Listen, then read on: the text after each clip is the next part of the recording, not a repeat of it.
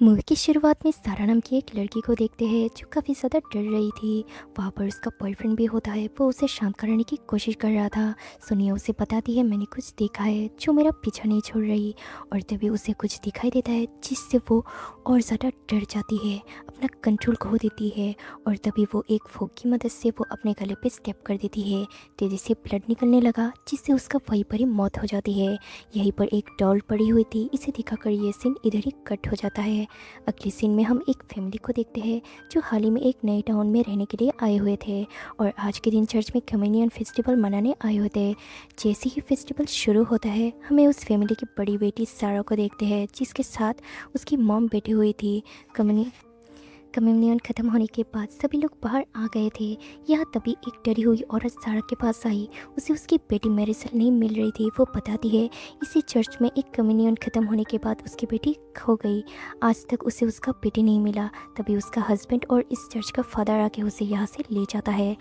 जब रात होता है सारा अपने नए दोस्त रेबे के साथ क्लब के लिए निकल पड़ती है। क्लब में पहुंचकर सारा को बहुत मज़ा आ रहा क्योंकि वो पहले ऐसा नहीं करती थी। अपने दोस्त के साथ काफ़ी ज़्यादा एंजॉय करती है। यहाँ वो पहली बार नशे भी करती है ताकि उन्हें और मज़े आए। और ये नशा क्लब में एक लड़का बेच रहा था जो एक ड्रग डीलर होता है। जब वो लोग डांस कर रहे थे वहाँ पर एक लड़का डांस कर रहा था जो कि सारा को ही देख रहा था। इन दोनों को देख के लग रहा था सारा भी उसे पसंद करने लगी है। पार्टी खत्म होते ही रेबिका दोस्त जिसके साथ वो लोग यहाँ आए थे वो उसे यहाँ पर ही छोड़ के चला जाता है। अब रात बहुत हो चुकी थी जिस वजह से उन्हें कोई गाड़ी नहीं मिल रही थी। तभी वहाँ पर वो ड्रग डीलर का कार आके रुकता है। पहले तो रेबे जाना नहीं चाहती थी लेकिन उस ड्रग डीलर के साथ वही डांस वाला लड़का होता है जिसे देख के सारा उनके साथ जाने लगती है। जब उनका कार जंगल की तरफ से गुजर रहा था तभी सारा को एक लड़की दिखाई देती है जो इनके कार के सामने से गुजरी थी। सारा को लगा शायद वो बच्ची खो गई होगी, हमें उसकी मदद करना होगा। जिस वजह से कार से बाहर आके उसे ढूंढने लगती है लेकिन उन्हें वहाँ पर दूर दूर तक कोई नज़र नहीं आता। फिर वो लोग यहाँ से जा ही रहे थे तभी सारा की नज़र एक डॉल पर पड़ती है। उसे लगा शायद वो उसी लड़की की होगी। फिर वो इस डॉल को अपने साथ घर ले जाती है। अगले दिन सारा रेबे से मिलने जाती है। रेबे जब उसे गेम खेलने को कहती है जिसे सारा उसे बताती है कि वो फादर से मिलने जाने वाली है और अपने बैग से वो डॉल निकालती है। शायद फादर को ही पता होगा ये डॉल किसकी है। इससे रेबे उसे यहाँ की एक स्टोरी बताती है। कुछ लोगों का मानना है कि वो एक दुल्हन है, अगर कोई उसका रास्ता काट दिया तो वो श्रापित हो जाता है। थोड़ी देर बाद ये लोग यहाँ से निकल रहे थे। रास्ते में रेबे तो लड़की के साथ भिड़ जाती है जिससे गुस्सा होकर अपने घर चली जाती है। इसके बाद सारा फादर से मिलने जाती है। सारा फादर को ये डॉल दिखाती है। क्या ये कम्युनियन में आई हुई किसी लड़की की है? इससे फादर कहता है ये हमारी लड़कियों की नहीं है, ये तो काफ़ी पुरानी है। जिसे सुनकर सारा यहाँ से चली जाती है लेकिन फादर को देख के लगता है वो कुछ ना कुछ तो छुपा रहे हैं। सीन कट होते ही हम सारा को देखते हैं वो जब नहा रही थी जहाँ पर कुछ देर बाद उसके साथ डरावनी चीज़ें होने लगती है और अचानक से उसके ऊपर एक सफ़ेद कपड़ों वाली आत्मा हमला कर देती है। तभी वो अपने आप को एक कुएं में देखती है जहाँ पर पानी भर रहा था और वो आत्मा उसे कुएं में डुबोने की कोशिश कर रहा था।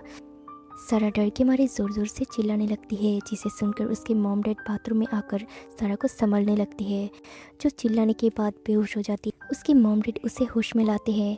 अब ये लोग सारा की ये हालत देखकर गुस्सा करने लगते हैं, शायद ये नशा करने लगी है इसी वजह से बेहोश हो गई। इसके बाद सारा अपनी दोस्त रेबे से मिलने जाती है। वो उसे सारी बात बताती है और उसके वो बाजू का निशान भी दिखाती है जिससे रेवे भी अपना ये निशान दिखाती है।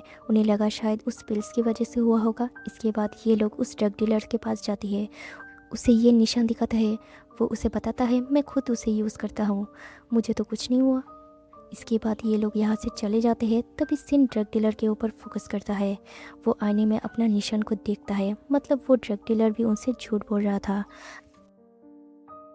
अब रेवे अपने घर चली जाती है जहाँ पर हमें पता चलता है उसका डैड हमेशा नशे में रहने की वजह से उसके साथ बहुत बुरा बर्ताव करता है जिससे रेवे ज़्यादातर समय घर से बाहर ही रहती है। जिसके कुछ देर बाद वो एक बार में जाती है। रेवे वहाँ के वॉशरूम में जब जाती है वहाँ पर सेम सारा जैसी ही डरावनी चीज़ें उसके साथ होने लगती है जिससे वो रोती हुई इस बार से बाहर आके सारा को कॉल करके सारी बात बताती है। सारा कुछ बोल पाती तभी अचानक वो आत्मा आकर रेबे को पीछे से जकड़ लेती है। अब उसे वो आत्मा पानी में डुबो के मारने की कोशिश कर रहा था। सारा ठीक वक्त पर आकर रेबे को बचा लेती है। रेबे को बचाने के बाद सारा और उसके दोस्तों की याद आता है कि अब अगला निशाना वो ड्रग डीलर हो सकता है। लेकिन तब तक वो आत्मा उसका पीछा कर रहे होते हैं। डर के मारे वो कार लेकर भागने लगता है पर कंट्रोल खो देता है और एक्सीडेंट में उसकी मौत हो जाती है। सारा उसे बचाने पहुंचती है लेकिन बहुत देर हो चुकी थी। थोड़ी देर बाद पेड्रो उन्हें बताता है कि कुछ साल पहले दो बहनों के साथ भी ऐसा ही हुआ था। उनके शरीर पर भी अजीब निशान पड़ने लगे थे और आखिर में दोनों सुसाइड कर लिया। उन दोनों में से एक लड़की का बॉयफ्रेंड भी था। वो लोग उस लड़के से मिलने जाते हैं। वो बताता है ये सब एक कम्युनियन गर्ल की वजह से हो रहा है और फादर इस राज के बारे में सब जानते हैं। फिर ये लोग फादर से मिलने जाते हैं। वहाँ पर उन्हें पुराना कम्युनियन रिकॉर्ड्स दिखते हैं। उन वीडियोस में से एक लड़की के हाथ में बिल्कुल वही डॉल होती है, लेकिन हैरानी की बात ये थी उसके चेहरे और हाथों पर भी बिल्कुल वैसे ही अजीब निशान थे जो अब सारा और उसके दोस्तों के शरीर पर दिखने लगे थे। और तब उन्हें उस लड़की का नाम पता चलता है, मैरीसोल।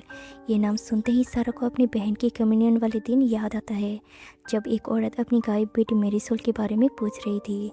लेकिन तभी अचानक चर्च के अंदर अजीब और डरावनी चीज़ें होने लगती है। सारा और रेवे एक दूसरे रूम में बंद हो जाती है और तभी सारा की नज़र फादर की बॉडी पे पड़ती है।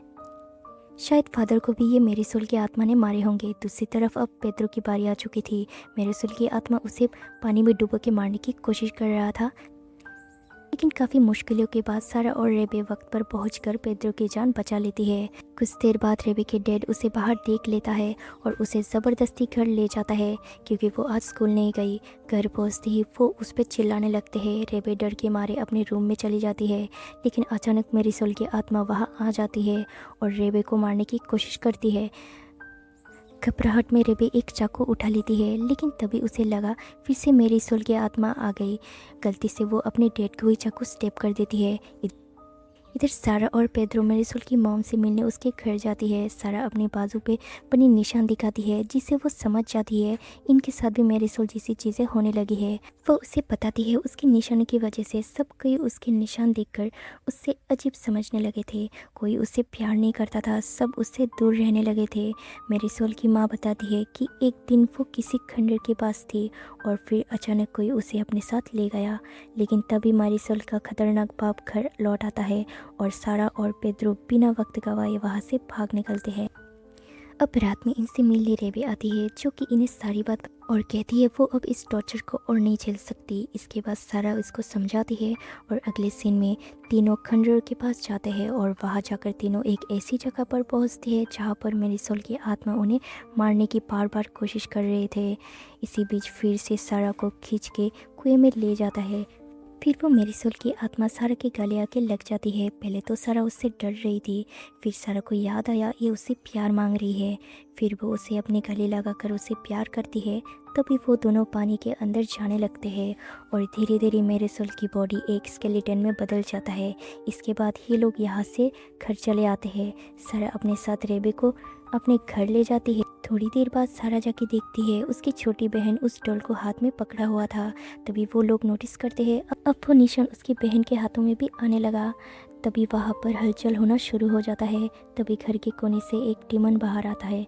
मतलब ये वही डीमन है जो मैरीसोल को कंट्रोल कर रहा था। सीन कट होते ही कहानी मैरीसोल की पास्ट में चली जाती है, जहाँ हमें पता चलता है ये डॉल मैरीसोल की भी नहीं थी। उसे भी ये डॉल जंगल में से मिला था। उसने जैसे ही इस डॉल को हाथ में लिया तभी से उसके बॉडी में ऐसा निशान बनना शुरू हो गए थे। मतलब ये डॉल श्रापित था। उसके अंदर एक डीमन रहता था जो कोई भी उसे छू लिया तो वो श्रापित हो जाता है और वो डीमन उसे ले जाकर मार देता है। और इसी के साथ इस मूवी का एंड हो जाता है।